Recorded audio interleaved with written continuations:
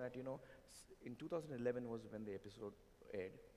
Uh, and before that, the census that was carried out had a certain numbers. It was, the national average was 914 girl childs against 1,000 boys born every year.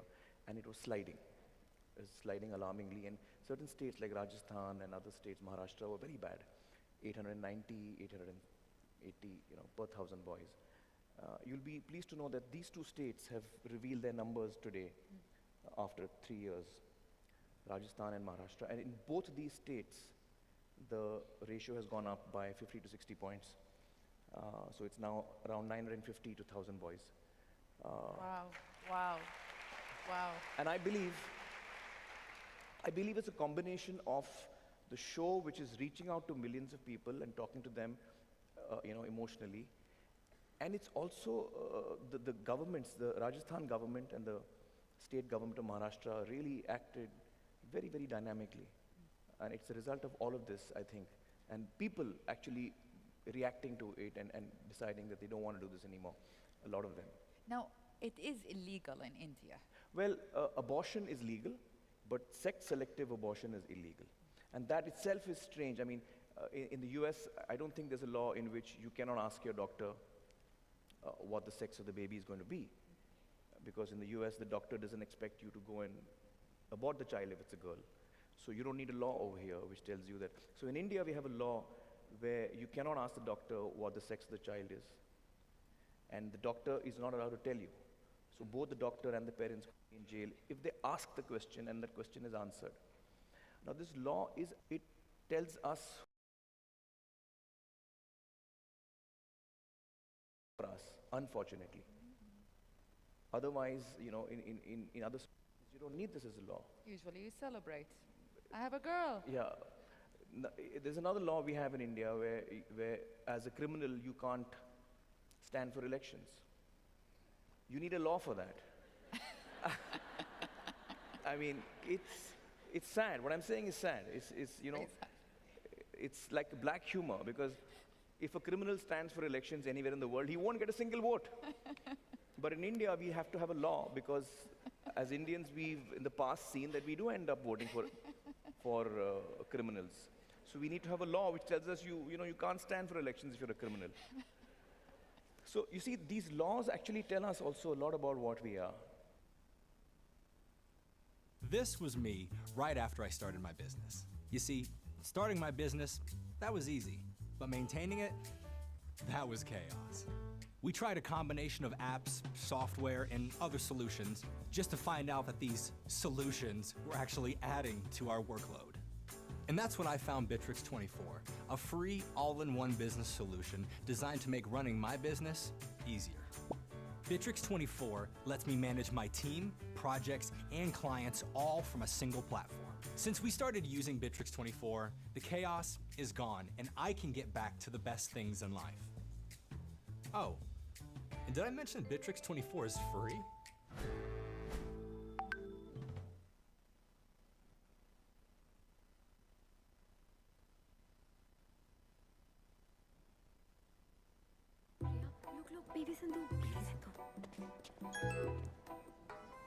You tap for India, Yeah. we tap for you.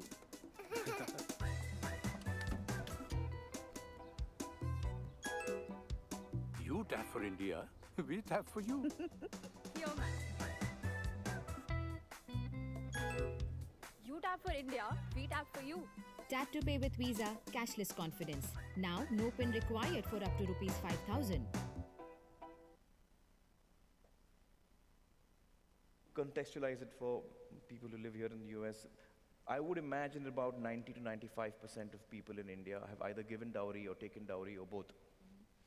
So when you're communicating to the huge majority of the country and telling them that what they have been indulging in perhaps is not the best thing to do, and most probably the TV that they're watching your show on has also come in dowry. So you have to, which is why it is so important for us to communicate this with love. And we had this discussion very early on with the core team. I said, why are we, I mean, with what driving emotion are we doing this show? Are we doing this show with anger? Because then our conversation is different. And I'm not doing this with anger. I'm doing this with love because I really feel that only with love can you actually, you know, affect a person and bring about change. There are so many things that we need to, and we have to look inward, and I'm included in that. I'm not excluded in that. We have to look inward, you know, at ourselves. But did it make people uncomfortable that you touched on these very, I mean, how did they respond? Well, you know, by and large, the huge majority, the very positive thing I want to tell you is that the huge majority of Indians has just loved the show. And that speaks a lot for what India is today. It speaks a lot for the fact that India wants to change. India is ready for change. I mean, I would have imagined, none of us had imagined a show which is picking such heavy topics would be so popular across the country. And the fact that it is so popular really speaks well for us as Indians today. That we have issues, we have problems, but we want to leave them behind. We want to come out of them. And we really want to move ahead and improve ourselves. I think that's what the success of the show tells us. Has there, like, how do you come up about choosing the subjects? I mean, We have a lot of fights. and I mean, are there subjects where you say we're not going to touch that? No, so far that's never been the case. We've picked really difficult topics as well. One of our really difficult topics was untouchability, which is a big issue in India. The constitution of our country says that we're all equal, but in reality, that's not so yet. It's a journey that we have to, it's still a journey that we are on to reach there. Sure, equality is an issue in a lot of societies, I think, but in India, because of the way the caste system is, it just makes it a lot more complicated. And that's a very touchy topic as well. It's a topic that people feel very emotionally about.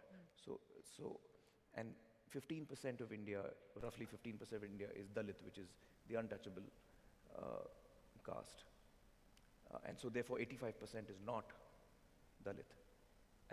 And we are communicating with the 85% of country, speaking to them about, I mean, what are we doing? What are we doing? Is it right? Are we comfortable with it? You know, so how did you go about that? well, I mean, in all our shows, in all our topics, we're just honest, but we do it with a lot of love. We do it with a lot of love, so that people, let me say this much, that while the majority of the people have loved our show, there has been a minority, probably in every topic, that doesn't like us. Like, there are a couple of men's organizations which hate me. They keep writing to me emails about men's problems and why don't you take up men's problems.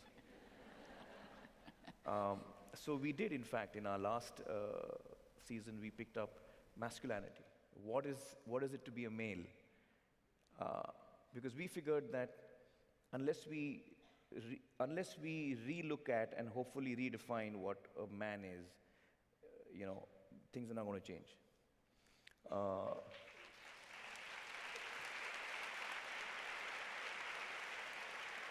So women have changed, women are changing, but men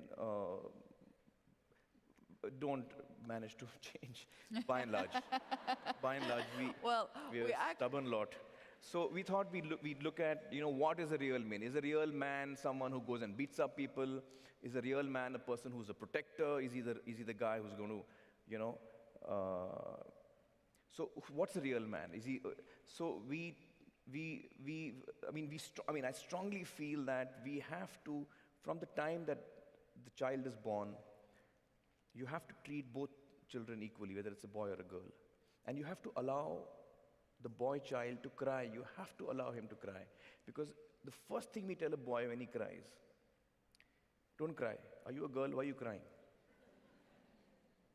So he grows up feeling that I'm not supposed to cry. And when you tell the child not to cry, you're actually removing him further and further away from his emotions. He's feeling something and you're not allowing him to feel that. So you're distancing him from his emotions. And then you're surprised why he's beating up his wife. Because the fact is that when you tell the child that it's perfectly all right to cry, it's perfectly all right to feel terrible. It's perfectly all right to feel scared. Most boys are told, hey, you can't feel scared. You're a boy. Are you scared of the dark? Come on, go on. Go to the roof alone. You know? So boys feel scared, and we have to tell that small child of 4 that it's all right to be scared. You know? And so that boys can grow up more sensitive. Right now we are creating boys, or we are working towards creating boys who grow up to be insensitive.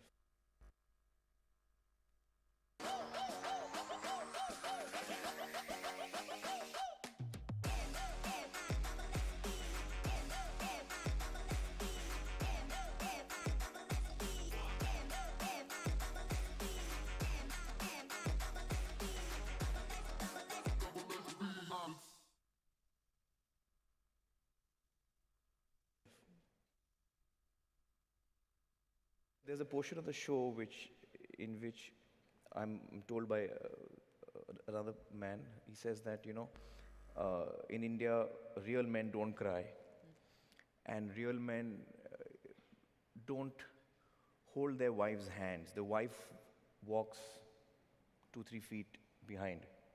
Now, you must understand, India is a large country, so when I'm saying this, don't take it literally. This is mostly in rural India, and there are a lot of extremely progressive people in India as well, so I don't want to give you all the wrong impression. But this is an issue. There are villages in India, in rural India, where this is the belief, this is how they've grown up.